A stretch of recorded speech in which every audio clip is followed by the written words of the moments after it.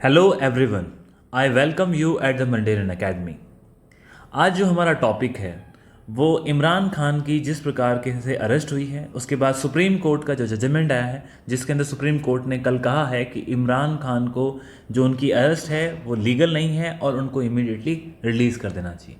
हमारे पास ये एक ऐसा मौका है जिससे हम ये समझ सकते हैं कि साल 1947 के अंदर जो दो देश थे जिनका एक कॉमन हिस्ट्री है, एक कॉमन सिविलाइजेशन थी, दोनों का कॉमन कल्चर था, वो देश आपस में दो पार्ट में डिवाइड हुआ, जिसमें से एक देश भारत प्रगति के नए उत्थान और नए अचीवमेंट दिन ब दिन हासिल करता जा रहा है। वहीं दूसरी ओर पाकिस्तान, उसे दिन ब दिन नई समस्याएं और प्रगति में नई बाधाएं देखने को मिल रही है। आज भी वह टेररिज्म की उत्पत्ति के रूप में जाना जाता है। तो इन चीज़ों को हम एक 1947 से लेकर के वर्तमान इमरान खान के परिप्रेक्ष्य में पाकिस्तान के जो डेवलपमेंट हुए हैं और किस प्रकार से पाकिस्तान के अंदर के डेवलपमेंट ने भारत की जियोग्राफिकल और इंटरनेशनल डिसीजन मेकिंग को डिस्टर्ब किया है, उनको हम एक लिंक के माध्यम से देखेंगे। यह इस करंट इवेंट के लिए हमें जानने के लिए बहुत इंपॉर्टेंट है और इसी प्रकार से हमारे जो संबंध हैं वो आपस में दोनों के तय हुए हैं। इससे संबंधित हमारा मेंस में क्वेश्चंस भी आ सकते हैं और इंटरव्यू में क्वेश्चंस पूछे जा रहे हैं। तो आई होप आप इसको थोड़ा डीपली देखेंगे and I will try my best to let you understand. 1947 के अंदर जब हमारे लॉर्ड माउंट बेटन साहब को ब्रिटेन से यहाँ पे नियुक्त किया गया था और उनका एक एम था कि आपको भारत को एक पीसफुल तरीके से आपको उसको आज़ाद करके देना है। तो वहाँ पर जो हमारी मुस्लिम लीग थी और हमारी नेशनल कांग्रेस थी, इनके बीच में आपस में एक सही जोड़ से बनना नहीं, और ब्रिटिश के जो उनके एम थे वो एम भी भारत को डिवाइड करने के थे। तो इस कारण से मोहम्मद अली जिन्ना की जो डिमांड थी पाकिस्तान, और एक तरफ जो हमारे जवाहरलाल नेहरू साहब हैं उनके लीडरशिप में हमें फर्स्ट प्राइम मिनिस्टर मिला, तो ये आपस में एक समझौता हो नहीं पाया और उस समझौते के कारण हमको एक आज़ाद पाकिस्तान देखना। और आज़ाद पाकिस्तान के जो फादर थे वो मोहम्मद अली जिन्ना साहब थे और एक तरह से ये इस्लामिक नेशन के रूप में इसका बर्थ हुआ था। जो इसका राइजिंग थी वो बड़ी बुरी थी, क्योंकि जो 1947 में रिफ्यूज़ी क्राइसिस हुए थे, उस रिफ्यूज़ी क्राइसिस में ये जो आप पिक देख रहे हैं कि ये हुमायूं का टॉम्ब है, वहाँ पर किस प्रकार से जो रिफ्यूज़ीज़ थे उनका सेटलमेंट था। तो ये बड़ी गंभीर समस्याएं हैं जो उस वक्त 1947 में देखने को मिली। यदि हम पाकिस्तान के ज्योग्राफी को देखें तो पाकिस्तान के अंदर टोटल 4 प्रोविंसेस हैं, जिसके अंदर जो सबसे डोमिनेंट प्रोविंस है that is in Punjab and Sindh.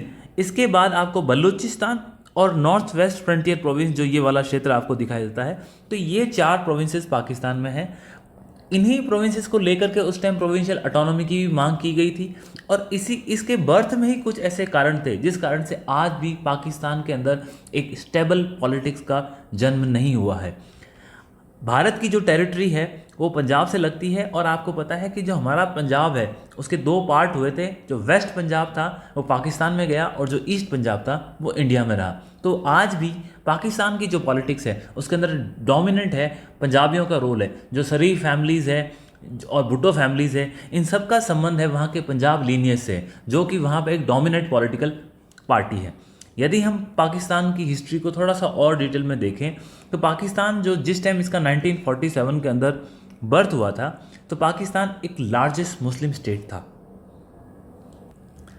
जिस प्रकार से हम भारत को एक डाइवर्स नेशन के रूप में जानते हैं, तो ये याद रखिए कि पाकिस्तान भी एक कॉमन एंसेस्टर था। तो आप यहाँ जानिए कि यहाँ पर भी 4 प्रोविंसेस के अंदर लगभग 20 प्रकार की भाषाएं बोली जाती है और 300 करीब डायलेक्ट है। यदि हम ऑफिशियल लैंग्वेजेस की बात करें पाकिस्तान में, तो वहाँ पे उर्दू और इंग्लिश इन दोनों का ही चलन है। याद रखिए कि यूएसए और वेस्टर्न देशों के साथ पाकिस्तान के काफ़ी अच्छे संबंध रहे थे, जिस कारण से वहाँ पर इंग्लिश का इन्फ्लुएंस था। और दूसरी बात, चूँकि हम खुद एक ब्रिटिश कॉलोनी थे, तो यहाँ पर जो इंग्लिश एजुकेशन सिस्टम था उसकी फ्लरिशमेंट काफ़ी अच्छी हुई थी। तो आज भी वहाँ पर रिसेंटली आपने देखा होगा कि एससीओ के समिट के अंदर पाकिस्तान की तरफ से जो उनके foreign minister mister Bilawal Bhutto आए थे, तो जिस प्रकार से उनके बोलने का तरीका है, उनका एसेंट है, तो आप ये समझ सकते हैं कि एक वेल ऑफ इंग्लिश का कल्चर काफ़ी पाकिस्तान में भी है, परंतु ये लिमिटेड है।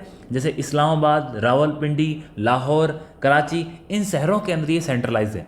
इसके अलावा भी जो मैंने आपको प्रोविंसेस बताया, उन प्रोविंसेस के अंदर पंजाबी, सिंधी, पश्तू बलोची और सरेकी, ये भाषाएं भी काफ़ी प्रचलित हैं और आम लोग इन्हें काफ़ी यूज़ करते हैं और पॉलिटिकल रैलीज में हमें इन भाषाओं का इस्तेमाल देखा जाता है। वहाँ पे मैंने आपको बताया कि जो ये 4 डिफरेंट डिफरेंट प्रोविंसेस है, इन प्रोविंसेस के अंदर आपस में एक कोहेशन नहीं है, तो एक नेशन की जो एक जो फीलिंग्स होती है वो नेशन की फीलिंग है, परंतु वो रीजनलिज्म में डिवाइड है और इस कारण से आपको वहाँ रीजनल टेंशन दिखाई देता है।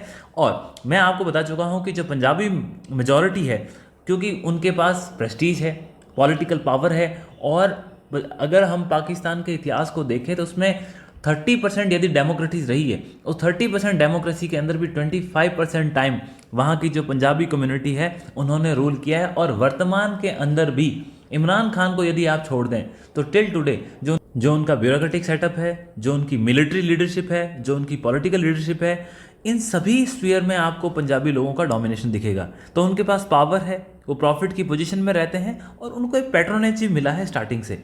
इसी प्रकार से आप यदि उनके पॉलिटिकल हिस्ट्री में जाएंगे, जैसे हमारे यहाँ पे कई बार कहा जाता है कि गांधी फैमिली का डोमिनेंस रहा है, नेहरू फैमिली का डोमिनेंस रहा है इंडिया के पॉलिटिकल सिस्टम में, तो इसी प्रकार से वहाँ पर भी आपको शरीफ, नियाजी या भुट्टो, ये जो आपको नाम दिख रहे हैं यही आपको उनके प्राइम मिनिस्टर के सरनेम में मिलेंगे। तो ये सारे के सारे पंजाबीज हैं। इमरान खान एक बेसिकली पंजाबी नहीं है, इसीलिए उनको इतनी समस्याएं भी आपस में आपको देखने को मिल रही है।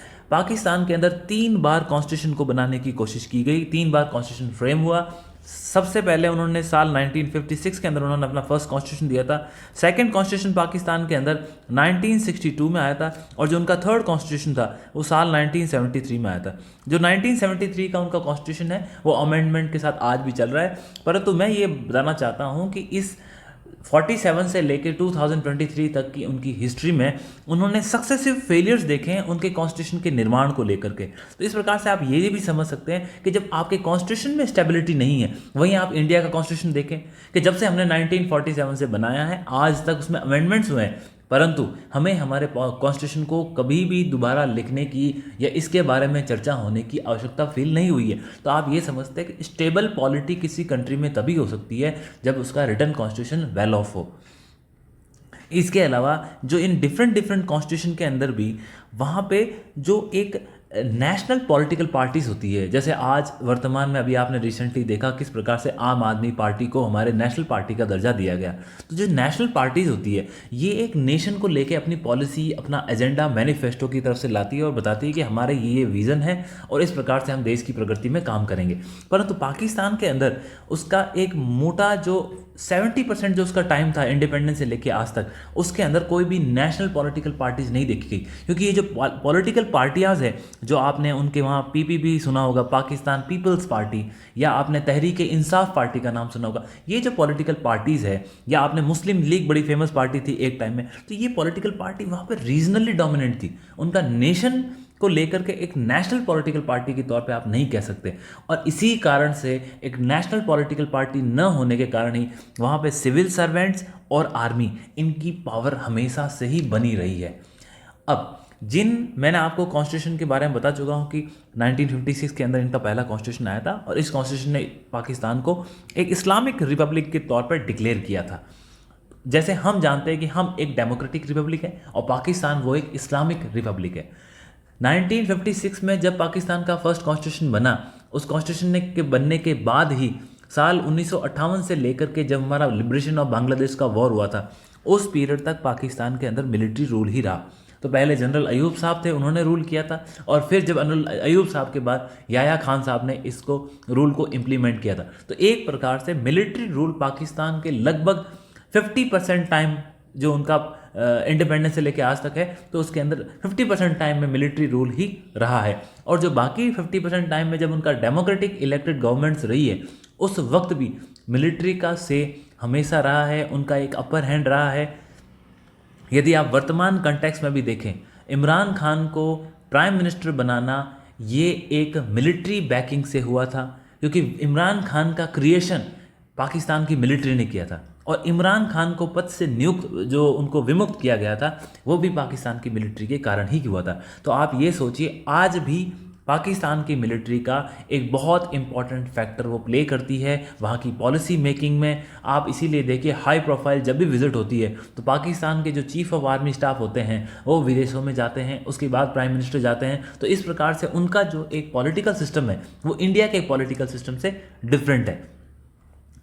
1970s के अंदर जब याया खान साहब वहाँ के मिलिट्री कमांडर थे तो उनके बाद 1970s में जब इलेक्शंस हुए, वहाँ पे जनरल इलेक्शन हुए, तो आपको पता है उस जनरल इलेक्शन के अंदर भुट्टो फैमिली जो कि वेस्ट पाकिस्तान में एस्टेब्लिश थी और शेख मुजीबुर रहमान साहब जो कि अवामी लीग के तहत अपना चुनाव लड़ रहे थे और ये ईस्ट पाकिस्तान जो बांग्लादेश था वहाँ पे बेस थे। तो इन दोनों के बीच में एक टसल था। शेख मुजीबुर रहमान साहब को काफ़ी पॉलिटिकल डेमोक्रेटिक सपोर्ट मिला, परंतु मैंने आपको बताया पाकिस्तान की सबसे इम्पॉर्टेंट चीज़ ये रही है कि पाकिस्तान के अंदर पंजाबीज़ हैं वो पॉलिटिक्स में डोमिनेंट है। तो उन्होंने एक बंगाली लीडर को पाकिस्तान के इस्लामाबाद के जो उनकी वहाँ की पार्लियामेंट है उसमें वो किस प्रकार से रह पाएगा और उसको कैसे बर्दाश्त करें, इन चीज़ों के कारण उन्होंने शेख मुजीबुर रहमान का डेमोक्रेटिक तरीके से इलेक्टेड हुआ उन्होंने उसका अपोजिशन किया और उन्होंने वहाँ पर मिलिट्री प्रशासन को लगाते हुए वहाँ पे सप्रेशन करने की कोशिश करी। ये एक इम्पॉर्टेंट फैक्टर है जिसके कारण ही इंडिया को 1971 के वॉर में इंटरफेयर करना पड़ा और आखिर में हमको साल 1971 में लिबरेशन ऑफ बांग्लादेश देखने को मिला। तो ये पॉलिटिकल सिचुएशन वहाँ की जो अंदर की उनकी पॉलिटिकल इनस्टेबिलिटी का ही नतीजा था जिस कारण से पाकिस्तान के दो टुकड़े हुए और हमको बांग्लादेश देखने को मिला। यदि हम इसी को डिटेल में देखें, मैं तो इसको मेरी लैंग्वेज में मैं इसको अनफॉरगेटेबल चैप्टर कहता हूँ। क्यों कहता हूँ? ये इस तरफ आप वेस्ट की घटनाएं देख रहे हैं और इस तरफ आप ईस्ट पाकिस्तान की घटनाएं देख रही हैं। तो वेस्ट पाकिस्तान के अंदर जुल्फ़िकार अली भुट्टो जो कि पाकिस्तान पीपल्स पार्टी के रिप्रेजेंटेटिव थे, इनकी काफ़ी पॉपुलरिटी थी। इससे पहले वहाँ पे मुस्लिम लीग जो कि हमारे इंडिपेंडेंस के टाइम पे क्रिएट हुई थी, उसकी पॉपुलरिटी डिक्लाइन हुई और जुल्फ़िकार भुट्टो की पीपीपी पार्टी है उनका लोगों में काफ़ी अच्छा रेस्पॉन्स था। परंतु शेख मुजीबुर रहमान जो कि अवामी लीग के बैनर के तले उनका लीडरशिप थी, तो इन्होंने वहाँ पे काफ़ी अच्छी परफॉर्मेंस दी, लेकिन परफॉर्मेंस देने के बाद भी इनको वहाँ पे नहीं मिला। और हुआ क्या, एक जंग हुई और उस जंग के बाद में पाकिस्तान आज़ाद हुआ। रीजंस क्या थे? देखिए, अवामी लीग को किस प्रकार दबाया गया? सबसे पहले अवामी लीग या जो बंगाली मुस्लिम्स थे या ईस्ट पाकिस्तान था उसका अंडर रिप्रेजेंटेशन था, कहाँ पर? पाकिस्तान की संसद में। उसके बाद जो भी बजट का अलोकेशन होता था उस बजट के अलोकेशन में वेस्ट पाकिस्तान में आर्मी को डेवलपमेंट के लिए पैसे मिलते थे, वहीं ईस्ट पाकिस्तान में इन चीज़ों के लिए इतना डेवलपमेंट और economic deprivation is a better word तो हम कह सकते हैं। और इसी प्रकार से जब अवामी लीग को एक पॉलिटिकल मैंडेट मिला, उस मैंडेट को उन्होंने डाइल्यूट किया वेस्ट पाकिस्तानियों ने और उनके डेमोक्रेटिक प्रोसेस को भी उन्होंने सप्रेस किया। इसका मतलब सरकार बननी चाहिए थी अवामी लीग की, परंतु उन्होंने उसे बनने नहीं दिया, उसको सप्रेस किया। तो आप ये सोचिए, जब आप किसी को रिप्रेजेंटेशन नहीं दे रहे हो, जब आप उसको इकोनॉमिकली बर्बाद कर रहे हो और जब आप डेमोक्रेटिक तरीके से वो इंसान लड़ के आया है तब भी उसको आप राइट नहीं दे रहे हो, तो ये चीज़ें आखिर में एक युद्ध की तरफ या फिर एक सिविल वॉर की तरफ ही लेके जाती है। और यही हुआ। हालांकि उन्होंने बहुत दबाने की कोशिश करी, दबाने के बाद भी इंडिया के सपोर्ट से हमें बांग्लादेश का जन्म देखने को मिला। और फॉर योर इन्फॉर्मेशन, आज भी जो बांग्लादेश की हमारी प्राइम मिनिस्टर है शेख हसीना, वो शेख मुजीबुर रहमान साहब की ही लड़की है। तो आप ये सोचिए कि 1971 में जिस देश का जन्म हुआ उसके पॉलिटिकल लीडर्स की रिलेवेंस आज भी है, क्योंकि लोगों के मन में एक नेशनलिज्म की फीलिंग्स है, वो वहाँ आज बांग्लादेश में देखने को मिलती है। वहीं वेस्ट पाकिस्तान के अंदर जैसे ही 1971 का वॉर डिफीट हुआ, डिफीट होने के बाद वहाँ की जो आर्मी की पावर थी, जो लोगों के अंदर एक इमेज थी, उसमें एक गिरावट देखने को मिली। और इसी गिरावट के कारण ही पाकिस्तान का थर्ड कॉन्स्टिट्यूशन लेके आया गया, जो कि 1973 का कॉन्स्टिट्यूशन था। और ये जो कॉन्स्टिट्यूशन था, इस कॉन्स्टिट्यूशन में पार्लियामेंट्री फॉर्म ऑफ गवर्नमेंट को इंट्रोड्यूस किया गया, पार्लियामेंट्री फॉर्म ऑफ गवर्नमेंट। और आपकी जानकारी के लिए बता दूं कि इससे पहले जो 1962 का जो कॉन्स्टिट्यूशन आया था पाकिस्तान के अंदर, वो एक प्रेसिडेंशियल फॉर्म ऑफ गवर्नमेंट था। तो यदि हम इंडिया में बात करते हैं, कई बार चर्चा चलती है कि हमारे यहाँ भी पार्लियामेंट्री फॉर्म ऑफ गवर्नमेंट है, तो हमें क्या प्रेसिडेंशियल फॉर्म लानी चाहिए जैसे यूएसए में है, तो हमें पाकिस्तान का उदाहरण भी देखना चाहिए, क्योंकि पाकिस्तान एक ऐसा देश है उसने दोनों पार्लियामेंट्री फॉर्म ऑफ गवर्नमेंट और प्रेसिडेंशियल फॉर्म ऑफ गवर्नमेंट दोनों को इम्प्लीमेंट किया है। परंतु हालांकि हमें ये भी याद रखना होगा कि पाकिस्तान एक इस्लामिक रिपब्लिक है। हालांकि वो कहते हैं कि we are also Islamic democratic republic, लेकिन उनका जो 1962 का कॉन्स्टिट्यूशन है वो स्ट्रेट फॉरवर्ड, 56 का कॉन्स्टिट्यूशन है वो स्ट्रेट फॉरवर्ड कहता है कि हम एक इस्लामिक रिपब्लिक है। अब इस आर्मी की जो इमेज गिरने के बाद 1971 की सिचुएशन के बाद वहाँ पर जैसे मैंने आपको बताया कि जो हमारे जुल्फ़िकार अली भुट्टो साहब थे, जिनकी पाकिस्तान पीपल्स पार्टी थी, इस पार्टी के दौरान ही 1977 के इलेक्शन में ये दोबारा जीत गए। जीतने के बाद वहाँ पे जो मिलिट्री रूलर्स थे, जियाउल हक, उन्होंने वहाँ फिर से कूप कर दी और फिर से आपको वहाँ पे मिलिट्री रूल दिखाई देता है। और साल 1977 के अंदर जैसे ही उन्होंने मिलिट्री रूल लागू किया, उन्होंने जो 73 का नया कॉन्स्टिट्यूशन आया था उसको सस्पेंड कर दिया। सस्पेंड करने के बाद सबसे इंपॉर्टेंट चीज़ है कि जो 2 टाइम के प्राइम मिनिस्टर थे जुल्फ़िकार अली भुट्टो, उनका एग्जीक्यूशन कर दिया गया। और 1979 में जैसे ही उनका एग्जीक्यूशन हुआ, एग्जीक्यूशन के कुछ समय बाद ही जो सोवियत संघ था, जो जिसे हम आज उसका लिबरेटेड रूप, जो उसका डिवीज़न रूप के रूप में हम रशिया को बोलते हैं, तो उन्होंने अफ़गानिस्तान के अंदर एक इन्वेजन कर दिया 1979 में। इससे हुआ क्या, पाकिस्तान को, चूँकि आप जानते हैं कोल्ड वॉर चल रहा था, वेस्ट और ईस्ट इन दो में दुनिया बटी हुई थी, कैपिटलिस्ट एंड कम्युनिस्ट में। तो जो सोवियत संघ था, सोवियत संघ के अगेंस्ट पाकिस्तान को इंटरनेशनल सपोर्ट मिला, क्योंकि अफगानिस्तान पहुंचने का जो रास्ता है वो पाकिस्तान के जरिए। तो अमेरिका, यूरोप, जो वेस्टर्न कंट्रीज़ हैं, इन्होंने एक इंटरनेशनल सपोर्ट दिया किसको, पाकिस्तान का। यहाँ से ही अमेरिका की जो मिलिट्री और फाइनेंशियल एड आती है, एड उस चीज़ को कहते हैं जिसके अंदर जो आपके पास पैसा आया, आपको उस पैसे को वापस देने की आवश्यकता नहीं है। इसी कारण से ही वहाँ पर एक एड के आने से ही पाकिस्तान के अंदर जो खुद का एक मैन्युफैक्चरिंग या इकोनॉमिक डेवलपमेंट था उसमें गिरावट हुई। क्योंकि जब आप किसी की दया का पात्र बन जाते हैं तो आपकी जो खुद की क्षमता होती है विकास करने की, वो गिर जाती है। मैं आपको उदाहरण के तौर पे देना चाहता हूँ कि हमारे पास अकाल के कारण गेहूँ नहीं थे, तो इंदिरा गांधी गवर्नमेंट के टाइम पे हमने PL 480, आपको एक बड़ा इवेंट है, जब हमने अमेरिका से हमने गेहूं मांगे थे, उन्होंने हमें गेहूं की इन्फीरियर क्वालिटी प्रोवाइड करी थी। तब एक नेशन के अंदर ऐसी फीलिंग्स आई थी, हमारी पॉलिटिकल लीडरशिप में एक फीलिंग आई थी कि हमें इसके खिलाफ एक ऐसा काम करना पड़े कि हमें दोबारा किसी के सामने हाथ नहीं फैलाना पड़े। ये 1960s का इवेंट है जब भारत आज़ाद हुआ था, और जब हमने किसी के सामने हाथ मांगे तो उन्होंने हमें इन्फीरियर क्वालिटी के गेहूं खाने के लिए दिए। उसी का नतीजा था कि भारत सरकार ने जो हमारी ग्रीन रिवॉल्यूशन को लेके आए, और आज विश्व में हालात ये हैं कि हम दुनिया को एक्सपोर्ट करते हैं और हम एक्सपोर्ट अच्छी क्वालिटी का करते हैं। तो जब आप किसी की दया के पात्र बनते हो, तो पाकिस्तान जब एड मतलब उनकी दया का पात्र ही बन गया था, इसी कारण से पाकिस्तान का इकोनॉमिक डेवलपमेंट नहीं हो पाया। वरन भारत उदाहरण है एक कि जब हमने किसी के सामने हाथ फैलाया और उसने हमें थोड़ा सा वो इज़्ज़त नहीं बख्शी, तो फिर हमने उसमें सुधार किया और आज हमारी पोजीशन आप देख सकते हो। इसलिए कभी किसी का दया का पात्र नहीं बनना चाहिए, अपने एफर्ट्स करें, अपने एफर्ट्स से ही आप अचीवमेंट हासिल कर सकते हैं। इसके साथ ही 1985 के अंदर एक नया एरा आता है पॉलिटिक्स के अंदर, क्योंकि इसमें क्या होता है कि जब वहाँ के जो मिलिट्री रूलर्स थे उन्होंने बोला कि जो इलेक्शंस होंगे वो इंडिपेंडेंट होंगे, प्रोविंशियल के आधार पे होंगे, और इसके अंदर कोई भी नेशनल पार्टी के रूप में नहीं होगा। जो मैं समस्या बता रहा हूँ, जिस कारण से भी आज पाकिस्तान एक नेशनल डेमोक्रेटिक पार्टीज़ नहीं है, इसी कारण आप पाकिस्तान की आर्मी काफ़ी पावरफुल है। तो इलेक्शन और नॉन पार्टी लाइन ये 1985 में जैसे ही शुरू हुआ था, शुरू होने के बाद ही जो वहाँ के मिलिट्री रूलर थे, जियाउल हक जो प्रेसिडेंट भी थे, उनकी एक प्लेन क्रैश के अंदर मौत हो गई थी। ये एक एम्बिग्यूटी है, ऐसा कहा जाता है कि ये एक पॉलिटिकल वेदांता था और उनको मार दिया गया था। और फिर बेनज़ीर भुट्टो जो कि जुल्फ़िकार अली भुट्टो साहब की बेटी थी, उन्होंने 1988 से लेकर 1990 के अंदर प्राइम मिनिस्टर का पद संभाला। उसके बाद उनको भी राष्ट्रपति ने हटा दिया।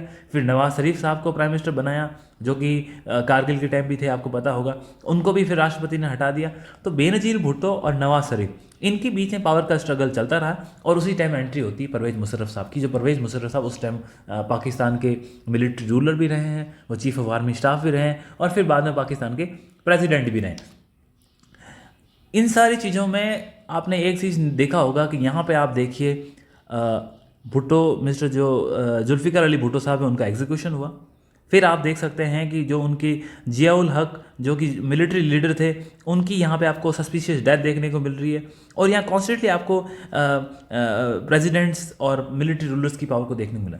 एक बड़ा इंपॉर्टेंट इवेंट है कि आज तक की हिस्ट्री में पाकिस्तान के किसी भी प्राइम मिनिस्टर ने अपना 5 साल का कार्यकाल पूरा नहीं किया। तो ये एक बहुत इंपॉर्टेंट चीज़ है कि 1947 से लेके 2023 तक ऐसा कोई प्राइम मिनिस्टर नहीं हुआ है पाकिस्तान के अंदर जिसने अपना 5 साल का कार्यकाल पूरा हुआ। इससे बड़ी इंपॉर्टेंट चीज़ है कि ऐसी कोई सरकार नहीं रही पाकिस्तान में जिसने अपने डिफरेंट प्राइम मिनिस्टर के होते हुए भी एक बैनर के तहत उन्होंने 5 साल की गवर्नमेंट को पूरा किया, एक्सेप्ट परवेज मुशर्रफ, क्योंकि उनकी जो गवर्नमेंट थी वो मिलिट्री या डिक्टेटर के आधार पे थी। तो उन्होंने 5 साल का कार्यकाल जरूर पूरा किया था, वरना डेमोक्रेटिक तरीके से इलेक्ट की हुई कोई भी गवर्नमेंट पाकिस्तान के अंदर 5 साल का अपना कार्यकाल पूरा ना कर पाई है, और ना ही कोई प्राइम मिनिस्टर 5 साल अपनी कुर्सी पर बैठा रहा है। वहीं आप इंडिया में देखिए, आपको 15-15 साल तक प्राइम मिनिस्टर्स मिलेंगे। 10 साल से मोदी साहब प्राइम मिनिस्टर हैं, और इसी प्रकार से इंदिरा गांधी जी, राजीव गांधी, जवाहरलाल नेहरू। तो आपको एक लॉन्ग हिस्ट्री मिलेगी जहां आपको एक स्टेबल गवर्नमेंट्स मिलती है। लेकिन पाकिस्तान में ये सब चीज़ें नहीं थी। ये हमारे मोहम्मद अली जिन्ना साहब है, जिनको पाकिस्तान के फादर कहते हैं, और लियाकत अली खान साहब। लियाकत अली खान पाकिस्तान के फर्स्ट प्राइम मिनिस्टर थे, और इनकी जो डेथ है वो भी सस्पिशियस डेथ थी। मैं आपको बताऊंगा कैसे हुई। और ये जुल्फ़िकार अली भुट्टो हैं, जो मैंने बताया था कि ये भुट्टो फैमिली से सबसे पहले प्राइम मिनिस्टर बने थे, इनको काफ़ी सपोर्ट मिला था। और ये इनकी बेटी बेनज़ीर भुट्टो है। तो ये ऐसे लोग हैं जो पाकिस्तान के अंदर प्राइम मिनिस्टर है, और प्राइम मिनिस्टर रहने के टाइम से या पद से हटने के बाद इनकी डेथ्स हो गई। तो अगर हम देखें तो इन डेथ्स के बारे में सबसे पहले तो मैंने आपको बताया लियाकत अली खान साहब, ये हमारे, तो लियाकत अली खान साहब की जो डेथ है वो साल 1951 के अंदर ही इनके फर्स्ट प्राइम मिनिस्टर थे, और रावलपिंडी के अंदर एक पार्क था, उस पार्क के अंदर आप लेक्चर दे रहे थे और वहाँ इनकी डेथ हो गई थी। तो बड़ा फेमस पार्क है जिसको आज लियाकत गार्डन ही कहते हैं। तो यहाँ उनकी डेथ हो गई थी। ये पहले प्राइम मिनिस्टर थे जिनकी डेथ हो गई थी। इसके बाद मैंने आपको बताया कि पाकिस्तान के अंदर लोगों के बड़े काफ़ी सपोर्ट था जुल्फ़िकार अली भुट्टो साहब का। उनको जनरल जियाउल हक ने उनको फांसी की सज़ा दे दी थी। तो आप ये देख सकते हैं कि उनकी डेथ हो गई 1977 की बात है। उसके बाद 7 साल के बाद में जो उनकी बेटी थी बेनज़ीर भुट्टो, उनका भी असैसिन कर दिया गया। जुल्फ़िकार अली भुट्टो को जब जियाउल हक साहब ने उनके टाइम पे जब उनको हैंग किया गया, उनको फांसी दी गई, तो उसके कुछ साल बाद ही एक प्लेन एक्सीडेंट, जो मैंने बताया था कि 1988 के अंदर नॉन पार्टी लाइन पे उन्होंने इलेक्शन का ये फंडा भी लेके आए थे, और उस वक्त उनकी एक प्लेन एक्सीडेंट में मौत हो गई थी। और ये कहा जाता है कि एक प्लान करके ये उनकी डेथ की गई थी। लास्ट मोमेंट के अंदर उनके प्लेन के अंदर एक आम की पेटी रखी गई थी जिसके अंदर ऐसी गैस रिलीज़ हुई जिस गैस से पूरा क्रू डर गया और उनका प्लेन क्रैश हो गया। ये हालांकि ऑथेंटिकेट नहीं है, लेकिन ऐसे बुक्स में कई ऑथर्स ने अपनी चीज़ें रिफ्लेक्ट की है। तो इस प्रकार से वहाँ के मिलिट्री रूलर की भी डेथ हुई है। और उससे बड़ी चीज़, साल 2007 के अंदर जो पाकिस्तान के अंदर फर्स्ट प्राइम मिनिस्टर थे लियाकत अली खान की जिस पार्क में डेथ हुई थी, उसी पार्क के अंदर 55 साल के बाद जो प्राइम मिनिस्टर थी बेनज़ीर भुट्टो, जो कि हमारे जुल्फ़िकार अली भुट्टो साहब, वो जो ऑलरेडी एक प्राइम मिनिस्टर रह चुके, उनकी बेटी थी, उनकी भी डेथ उसी गार्डन के अंदर हुई एग्जैक्टली 55 ईयर्स आफ्टर दैट। और उनकी डेथ 2007 के अंदर रावलपिंडी के अंदर उसी पार्क में हुई। तो ये तो आपको मैंने 3 प्राइम मिनिस्टर ऐसे बता दिए जिनकी डेथ हुई। एक मिलिट्री लीडर बता दिया जिसको मारा गया। उसके बाद आपने अभी रिसेंटली देखा किस प्रकार से इमरान खान के ऊपर अटैक हुआ, और इमरान खान खुद प्राइम मिनिस्टर रह चुके हैं, हालांकि वो पद पे अभी नहीं थे, लेकिन रैलीज के अंदर उनकी भी डेथ हुई है। देखिए, डेथ भारत में भी हुई है, इंदिरा गांधी जी की हुई, राजीव गांधी जी की भी हुई, और सस्पिशियस डेथ हमारे जो लाल बहादुर शास्त्री साहब थे उनकी भी हुई। परंतु वो डेथ्स और ये डेथ्स अलग है। इसको आप पॉलिटिकल वेदांता कहेंगे, और वो एक अलग चीज़ें थी। जो उनके डिसीजन थे उसके आक्रोश में कुछ चीज़ों निकल के आई जिसका रिजल्ट था। बट यहाँ पर जो डेथ्स है ये पॉलिटिकल वेदांता है। तो इस प्रकार की अनस्टेबिलिटी आपको दुनिया के किसी नेशन में नहीं देखने को मिलेगी। तो इस प्रकार से ये मैंने आपको एक पॉलिटिकल हिस्ट्री पाकिस्तान की बताई, जिससे आप ये अंदाज़ा लगा सकते हैं कि यही जो इवेंट्स हैं, इसी इवेंट्स के कारण पाकिस्तान आज भी इकोनॉमिक तरीके से डेवलप नहीं है, एक पॉलिटिकल अनस्टेबिलिटी है। अब इससे आगे बढ़ते हुए इंडिया और पाकिस्तान की चर्चा करना बहुत ज़रूरी है। यदि हम इंडिया और पाकिस्तान के आपस में रिलेशंस को देखेंगे, अब इन रिलेशंस को आप वहाँ की जो मैंने आपको जो सरकारें बताई उन सरकार से थोड़ी तुलना कीजिएगा तो आपको समझ में आएगा। क्योंकि इंडिया एक ऐसा मौका होता है, जब भी पाकिस्तान के अंदर इनस्टेबिलिटी होती है वो इंडिया को लेके आता है, और इंडिया को लाने से क्या होता है, उनको एक लोगों का सपोर्ट मिलता है। 47 के अंदर आज़ाद हो गए, और 47 के अंदर आज़ाद होने के बाद 1965 के अंदर, 48 में तो हमारा पहला पाकिस्तान के साथ युद्ध हुआ ही था जब कश्मीर के अंदर इंट्रूडर्स घुस गए थे, और 65 के अंदर हमारा सेकंड कश्मीर वॉर हुआ था। इस वॉर के अंदर ही पाकिस्तान को हार का मुंह देखना पड़ा। 70s के अंदर पाकिस्तान के अंदर इलेक्शंस हुए, जनरल इलेक्शन, अवामी लीग को उन्होंने सपोर्ट नहीं किया तो हमने बांग्लादेश को सपोर्ट किया उनको, और जो वहाँ के लोग थे, मुक्ति वाहिनी, वहाँ पे एक फ़ोर्स बनाई गई, उनको हमने ट्रेनिंग्स दी, और इन चीज़ों से क्या हुआ कि पाकिस्तान से बांग्लादेश अलग होकर एक नया देश बना।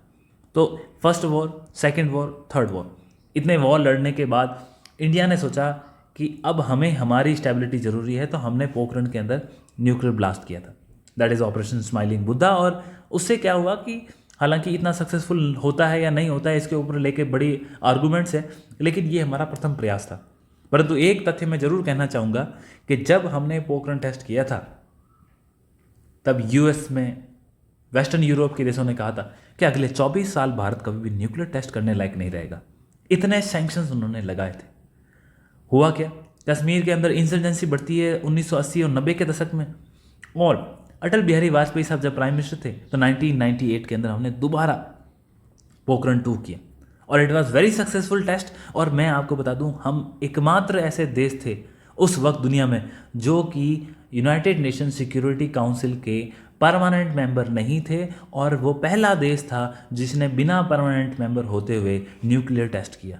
तो सैंक्शंस तो लगने थे, सैंक्शंस लगे, इसका रिजल्ट ये हुआ पाकिस्तान ने भी टेस्ट किए, परंतु उन सैंक्शंस लगने के बाद 2006 के अंदर हमने काफ़ी वर्ल्ड के रिलेशंस में प्रोग्रेस की। और 1999 के अंदर जब पीएम नवाज शरीफ थे और परवेज़ मुशर्रफ मिलिट्री रूल थे, परवेज़ मुशर्रफ का एक एम था, मुझे कारगिल जीतना है, मुझे कारगिल जीतना है, तो उनका जो एक नशा था उस नशे ने हमको एक कारगिल की लड़ाई के रूप में दिखाई दिया। उसके बाद पार्लियामेंट पर अटैक होता है 2001 के अंदर, और फिर मुंबई अटैक, पुलवामा अटैक, इस प्रकार के इवेंट जो वर्तमान में चले उसके बारे में तो आपको जानकारी ही है। इसके बाद यदि हम देखें, हुआ 1971 में लिबरेशन ऑफ बांग्लादेश वॉर हुआ। उस वॉर के बाद 1972 के अंदर शिमला का एक समझौता हुआ जिसे हम शिमला समझौता या शिमला अकॉर्ड कहते हैं। इस अकॉर्ड के अंदर इंडिया की तरफ से प्राइम मिनिस्टर इंदिरा गांधी और पाकिस्तान की तरफ से जुल्फिकार अली भुट्टो, इन दोनों ने इस एग्रीमेंट को साइन किया था, और उन्होंने कहा था कि हम हमारा स्टेटस को बनाए रखेंगे और जो भी आपस के विवाद होंगे उसको हम बाईलैटरल तरीके से सुलझाएंगे, मतलब आपस में बातचीत से हम दोनों ही सुलझाएंगे। और यही कारण है भारत हमेशा पाकिस्तान को कहता है कि जब भी आप यूनाइटेड नेशन में जाकर के कश्मीर का राग अलापते हो या कोई भी चीज़ बोलते हो या आप आतंकवादियों को बोलते हो हम भी ग्रसित हैं, तो भारत कहता है कि आप शायद 1972 का समझौता भूल गए, उस समझौते के तहत हमारे जो भी विवाद हैं हम दोनों आपस में बातचीत करेंगे। तो भारत 1972 का शिमला एग्रीमेंट है उसको बार बार कोट करता है। 1974 first Pokhran blast, this is the image from the Pokhran, जब हमने ग्राउंड टेस्टिंग करी थी। और ये आप राजस्थान का डेजर्ट देख सकते हो, और जिसमें हमने अंडरग्राउंड एक टेस्ट किया था, ये उसकी इमेज है। तो ये हमारी एक बड़ी इंपॉर्टेंट इवेंट थी।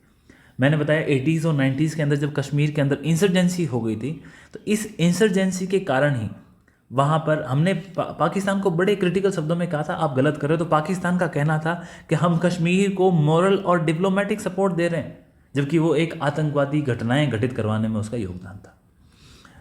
इन सारी चीज़ों के बाद जो हमारा प्रोग्राम 2 था, पोखरण 2 जिसको बोलते हैं न्यूक्लियर ब्लास्ट का, मैं उसके लिए भारत की सरकार का इतना बड़ा फ़ैन हूँ। आपको बताऊँ कि भारत का जो हमारा एक ऐसा सेटअप है, पॉलिटिकल सेटअप है, जिसकी जितनी तारीफ़ की जाए उतना कम है।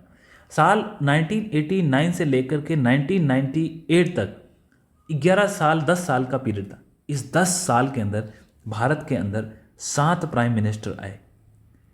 ये हमारे यहाँ पे एक पॉलिटिकल इनस्टेबिलिटी का पीरियड था, लेकिन इन 10 साल के अंदर 7 प्राइम मिनिस्टर के ड्यूरेशन, हमेशा उनकी एक जो टेबल होती थी उस टेबल के ऊपर एक फाइल उनकी रहती थी जो भारत के न्यूक्लियर प्रोग्राम की होती थी।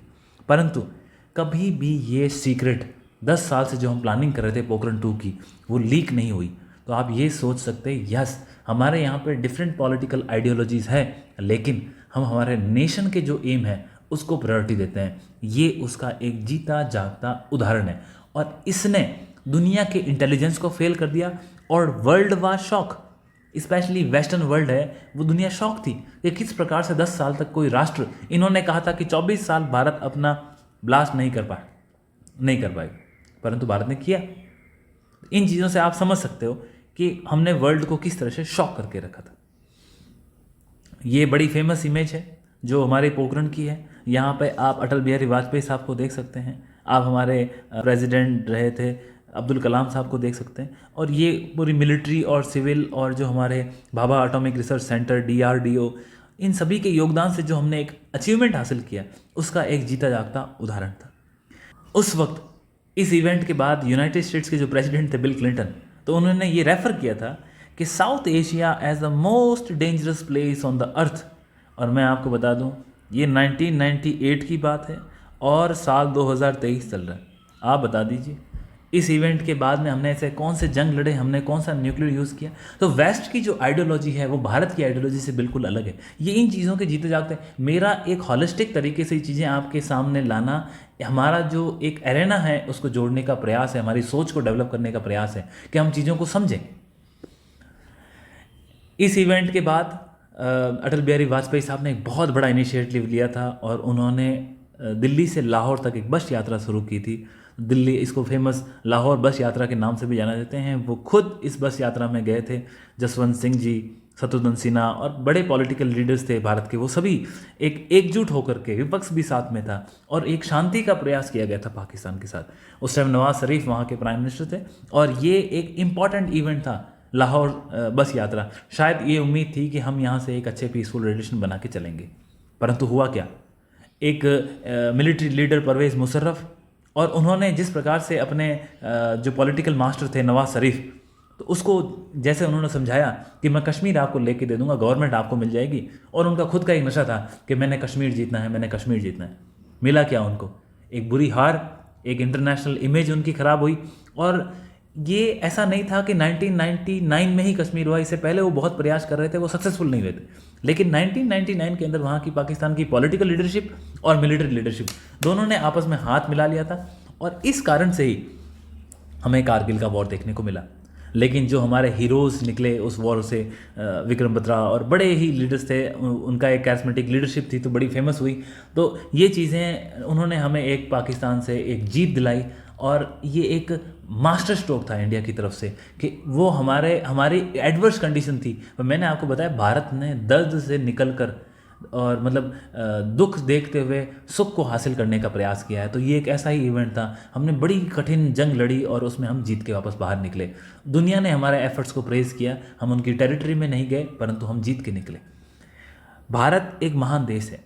ये सब होने के बाद भी साल 2001 के अंदर अटल बिहारी वाजपेयी की लीडरशिप में जब वहाँ पे प्रेसिडेंट परवेज़ मुशर्रफ बन गए थे, नवाज शरीफ को उन्होंने हटा दिया था, तो वहाँ पर एक आगरा समिट हुआ। इस आगरा समिट के अंदर फिर से प्रयास किया गया कि हम समझौते कर लें, बातचीत कर लें और समाधान निकले, क्योंकि पाकिस्तान का जन्म 1947 में ही हुआ, ऐसा नहीं कोई 400 साल की पुरानी दुश्मनी है। तो ये जो प्रयास भारत की पॉलिटिकल लीडरशिप के तौर पे दिख रहे हैं, तो आप ये सोचिए कि हम कितने लिबरल और कितने उस प्रकार के देश हैं और हम एक डेमोक्रेटिक देश है और हम कितनी रिस्पेक्ट करते हैं पीस को।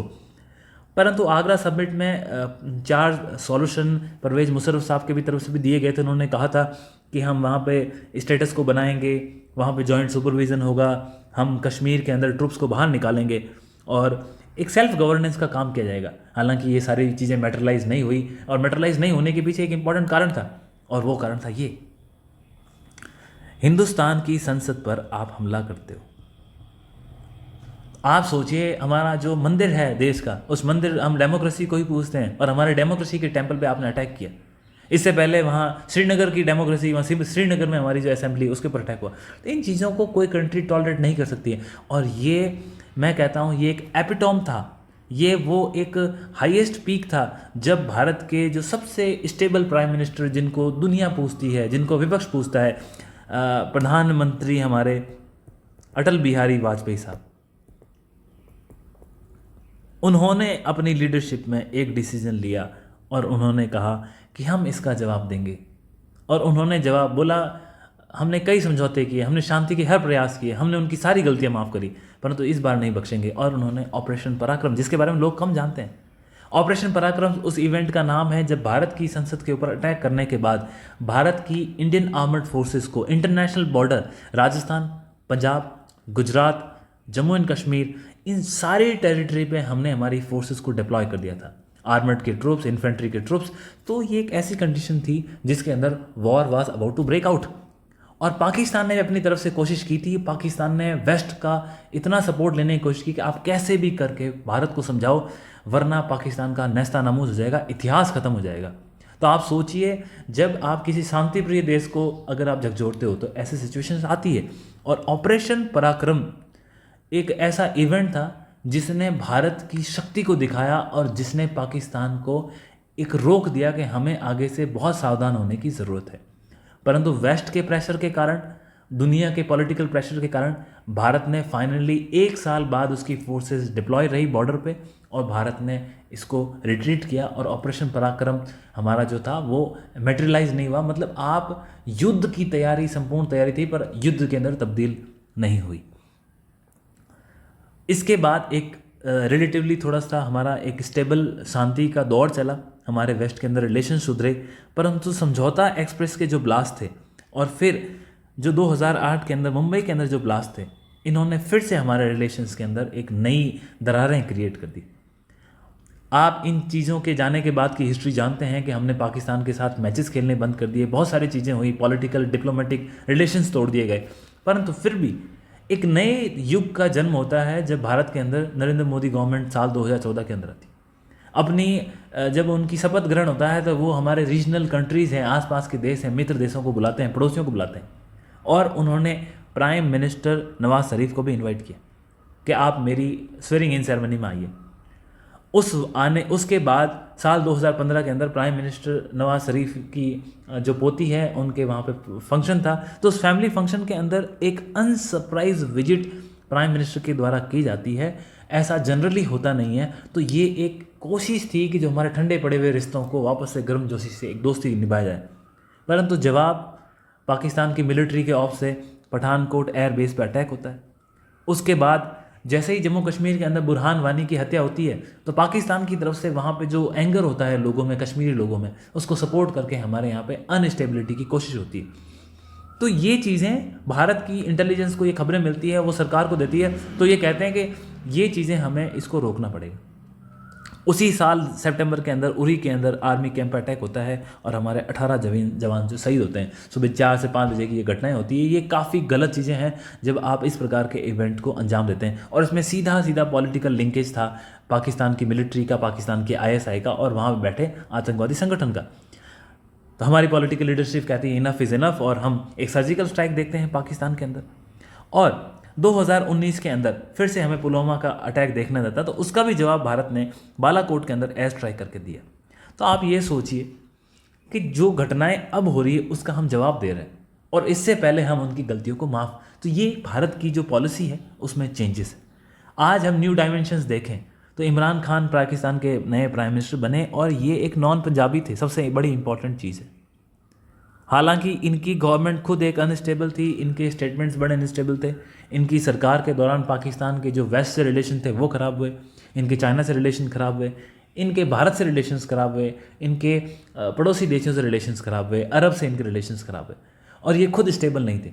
परंतु एक कहावत है डिप्लोमेसी में, ये कहते हैं कि जो एक मूर्ख पड़ोसी होता है उससे तो एक समझदार पड़ोसी ज़रूरी है। हालांकि हमें इनकी मूर्खताओं से, हमारे एनिमी की तरफ से तो बड़ा फ़ायदा मिला, परंतु एक चीज़ है, ऐसे मूर्ख पॉलिसीज़ का ये नुकसान हो जाता है, कई बार हमें अनएक्सपेक्टेड चीज़ें देखने को मिल सकती है। तो ये कहते हैं, तो हमें ये देखने को मिला है कि हम ये चाहते थे कि स्टेबल गवर्नमेंट पाकिस्तान में हो तो शायद हमारी कोई बातचीत आगे बढ़े। इनके खिलाफ भी नो कॉन्फिडेंस मोशन लाया गया, इनको आर्मी ही लेके आई थी और इनको आर्मी नहीं हटा दिया। जैसे ही ये हटे, इन्होंने जनता की तरफ सपोर्ट लिया और इनको काफ़ी पॉपुलर सपोर्ट मिला, क्योंकि ये एक वक्ता बड़े अच्छे हैं। और इनकी अभी रिसेंटली ही अरेस्ट हुई थी पाकिस्तान के रेंजर्स के द्वारा, जो जनरली उनकी पैरामिलिट्री फोर्सेस हैं।